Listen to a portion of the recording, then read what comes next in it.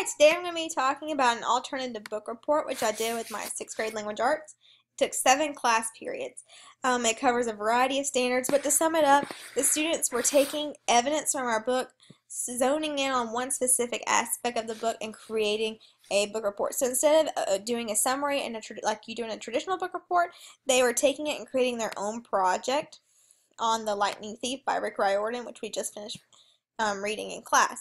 They could do Powtoon book reviews, interview the character, alternate endings, write a song, do a Pinterest page, or do a travel brochure, or anything that they got approved by us.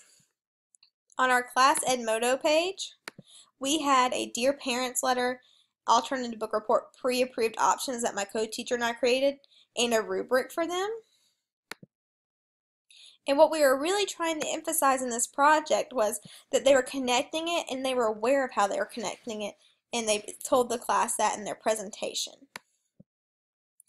So, that being said, let's look at an example of one. This is a Pinterest page done by a student, and this is a Pinterest account I've set up for my students.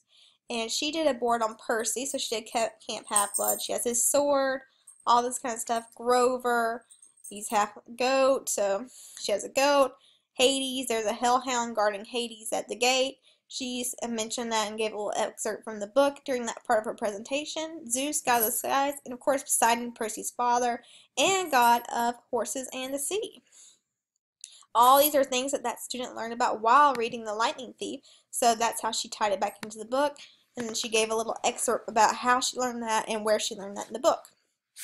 So the main point is that they're using Howard Gardner's multiple intelligences to analyze key concepts and how they impacted the storyline, and they could use a variety of technology as listed right here. Edmodo and Weebly is where they had to upload it for it to get graded, but they could use any sort of PowerPoint, any kind of technology that they were comfortable with to get to that point where they were uploading it.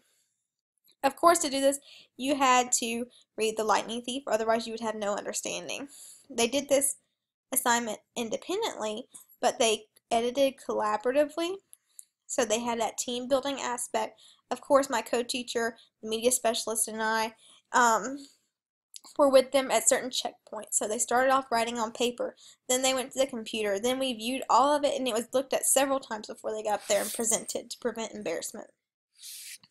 To get them excited, we showed them projects from the previous year, and we differentiated off a choice.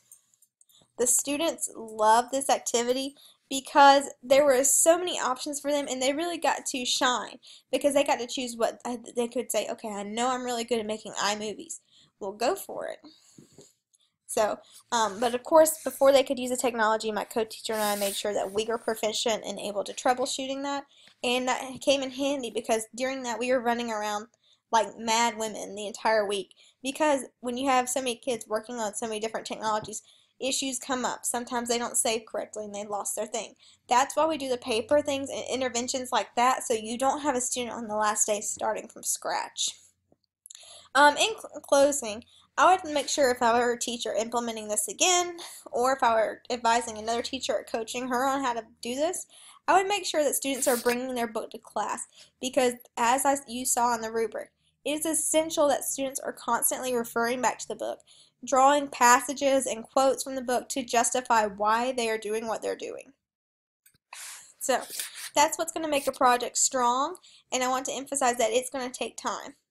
I do think working in partners might be a good idea in the future, especially if I have a class with a lack of technology experience like I did this year. And I think that could also reduce the workload. That's my ABR, the refreshing take on a traditional book report. Thank you for watching.